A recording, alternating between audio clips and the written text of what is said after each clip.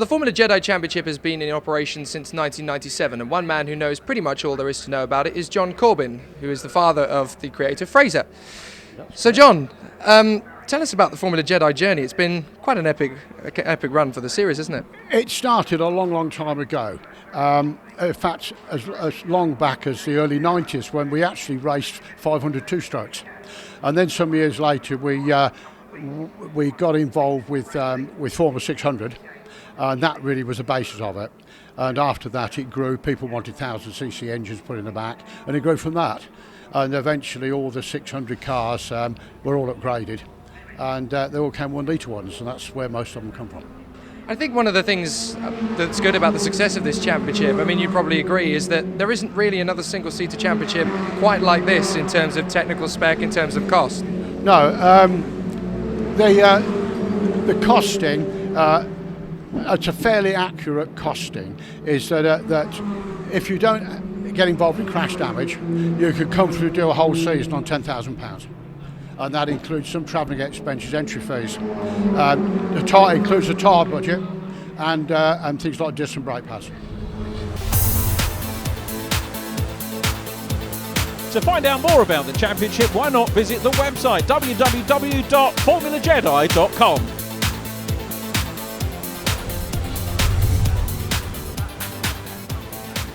Cars on the grid for round 12 of the championship. It's the same grid as round 11, even though the times were set that each of the drivers' second fastest laps. Pole position then to Richard Mitchum, club pole to Richard Moorcroft, and we're getting ready to go. On board with Andrew Dunn. Again, it's a very tardy start for Adam Walker and Jeremy Picard, but they've got it running this time, and a cracking start from Dan Clues, who leads into Old Hall from Richard Mitchum. Andrew Dunn in third place. Great start by Matthew Bett from 9th on the grid. Dan Clues then is the race leader as they come down, and there's a challenge already from Richard Mitchum coming into Denton's, but holding on to it is Dan Clues along Lakeside. And we go on board with the race leader. Keep your eyes on the mirrors. Mitchum's coming up and having a look on the inside at the left-handed curve round before the hairpin. He's through. Richard Mitchum goes through. The championship leader and champion-elect is through. Andrew Dunn challenging for second place. Now, is Dan Clues going to drop back? That's the question here. Fourth place is Lee Morgan. Fifth position is Matthew Bett, the black car with the red wings. What a cracking start for him. And this is the view from third place man Andrew Dunn. Blue skies, wonderful racing weather here at Alton Park as they come over Hilltop and down into Hislops and Knickerbrook for the first time. 56, Lee Morgan, the chaser there. Lives in Runcorn, 23 years of age, and this is his home circuit therefore. Climbs up Clay Hill. Can't do a lot at the moment about Andrew Dunn, who's in third place. Andrew, former champion, 2010 champion, comes all the way from Inverness. Had some time out in 2011 due to a broken leg. Missed some rounds this year due to work commitments. And this is the view from Andrew Dunn's car in the Haggish Racing Team AMD Property Services, from which you'll gather that Andrew's a building contractor. And he's having a good run at the moment in that third place. The top 5 breaking clear. It was 4 cars in race number 1 and 5 cars now as we go on board with Andrew Dunn coming down through Cascades and he's off on the grass. Dunn's off on the grass. Is he going to keep it out of the barrier? The gravel trap does its job and Andrew does his job, gets the car back onto the grass and ultimately back onto circuit, but the number 17 car finds himself a little way down now, and he's certainly going to be shy off the remaining top 4. Richard Mitchum still in lead position from the blue car of Dan Clues. So Dan fourth in the 2011 championship, self-prepared car. Another local driver comes from Newcastle under Lyne and sponsored by Solar Software Solutions Limited, and doing all he can but not quite enough at the moment to be able to hunt down the race leader Richard Mitchum. So look at the gap that the top 5 have produced over the chasing pack. It looks like we've got a slowing car there, left of shot. I think that is Adam Walker in car number 14 who pulls it up. Not the best place there because it's going to be over the blind brow, but Adam Walker puts the car onto the grass and into retirement as we catch up with Richard Moorcroft. There is Richard being followed by Jeremy Piccard. Richard Moorcroft running, as we said, with the older engine, the club class, with Michael Watton there. Michael leading the championship at the moment for Richard Moorcroft. Car number 70, Jeremy Piccard. So again, the good thing here is that if you're in the main championship class and you're having an off day, you can still find yourself dicing with some of the challenge guys, the club class. That's produced some excellent racing over the course of the season as well, but it looks like a problem for Jeremy Piccard, and he's going to go into pit lane. He's got his hand aloft, and very sadly meeting over for him as we go back to Richard Moorcroft, who's going to be, I think, content to take second position. So back we go, still a good scrap on here, and you can see now that Andrew Dunn closing in after his moment off. He didn't lose too much ground, so really good damage limitation for him. Now sadly we've lost Matthew Bett out of the equation, as you can see, and this has put Andrew Dunn back into fourth place, and he's closing in on the two cars dicing in front of him for second. So into Druids they go, and Dunn, well, he's got fastest lap now, 136.574. Again, over 100 mile an hour here, 100.35 to be exact. That's the fastest lap of the race. And the man that sits in the back of shot at the moment, but it's still Dan Clues from Lee Morgan. This is the view from Dan coming down Cascades and into Denton's. Is he going to be able to? It looks like to me like he looks a lot more comfortable in this race in that second position. Quick look on the mirrors says that nobody either side of him, so he's got clear track at the moment. Now what's happened to Andrew Dunn? Has he dropped away? I think we might have lost Andrew Dunn again, because he was closing on the battle for second and he's not there.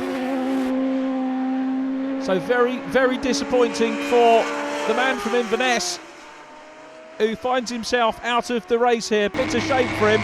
Richard Mitchum still out front, and that's a difficult job to have to do if you're on your own, but he's done it so well this year. Won the last 5 races now, including race number 1. Are we going to get a challenge on Lee Morgan, closing up under braking as he comes into his lops? Out of the Knickerbrook chicane and up Clay Hill they go again. Dan Clues looking very comfortable at the moment. Clues 5th in the championship. Alok Iyengar is 2nd. Now he had a problem on Friday, testing days. Gearbox went, it was his birthday, so it wasn't a very happy birthday for him. As into retirement, oh no, actually not into retirement. Was it another off for Andrew Dunn? We saw him weaving through the markers there at Knickerbrook, and I think he's probably going to come into retirement. But this is the view from Dan Clues, back with the man 2nd in the race here, 5th in the championship. Ahead of him, Matthew Bett, Barry Armstrong in the championship this is, and Alok Iyengar 2nd, Richard Mitchum the championship leader. But here's Andrew Dunn. It is going to be a retirement for him into pit lane, and he will join Jeremy Piccard, Matthew Bett, Adam Walker and Barry Armstrong, plus Jonathan Packer. So we've had quite a few retirements in this one, sadly, but this man has had no problems. Richard Mitchum in car number 1, as we said, comes from Boston. It's going to be a 4th championship for him. Started kart racing at the age of 10. He's an ARDS racing instructor at Silverstone, so if you want to take your racing licence, you could talk to him. Won the 600 championship in his first year of car racing back in 2006. As we go back, here he is then down the hill. Look at the gap. It's not a huge gap over the battle for second position now, and Lee Morgan's having a go. It's the outside line. It's the wrong line as they come into the chicane, but he's really having a go, and look how Dan Clues has to get defensive up Clay Hill for the last time. This is a very close finish between these cars, and there's another overtake opportunity here. There's Richard Mitchum, the race leader. The gap back to 2nd and 3rd ekes out a little bit. They're slowing each other up because Dan Clues is rightly getting defensive. So out of Druids down towards the last corner, and Richard Mitchum's going to take another win. It's going to be 6 wins in succession for him. Incredible. And there it is, 4 times champion. Richard Mitchum takes the win. Fastest lap of the race goes to Andrew Dunn. Look at 2nd place. Dan Clues holds on for 2nd place. 0.09 of a second between the pair. Well, here's confirmation of that result. Richard Mitchum winning from 10 clues. Lee Morgan in third from Michael Watton, and Richard Moorcroft taking fifth place. Michael Watton, incidentally, the club class winner. Fastest lap to Andrew Dunn. I'm not sure you can get much better than that, can you, Richard? 2 poles, 2 fastest laps, 2 wins, and a championship to boot. Perfect weekend, absolutely perfect weekend. Can't say any more than that, really. Not so much of a struggle of the race that time. I managed to get past. I thought I made a pretty good start again, but Dan just lightning off the line. Managed to get him nice and early, and I thought I knew Dunny would be coming because he was quick first race, and that he never came. I kept seeing my pit board going, gap going up and up and up. So then it was just a case of bringing the car home.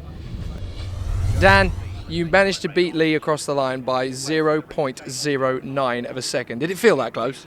It did feel that close. It was even closer out the back of the circuit the last couple of laps. Lee had got a really good run on me into Knickerbrook 2 or 3 times, and I thought he'd got me. But it was hard work to defend from that. But yeah, he drove very well, and I'm really pleased. It's my best Jedi result to date. So yeah, we'll see where we go from here. Lee, you were absolutely determined right the way to the finish line, weren't you? Yeah, it was a fast pace again in that race. I was struggling a little bit with front end grip, but I pushed Dan all the way to the end, so it was a fantastic race and it was close over the line, so I'm pretty happy, yeah. Do you think if there was just 1 lap more, that could have been second place? Yeah, I think the way it was going, I think he was falling back a little bit, and I was just finding a little bit more pace in him at the end. So maybe at Donington you can go 1 better? Yeah, at Donington, yeah, why not? Put it on this top step, so gotta go for it.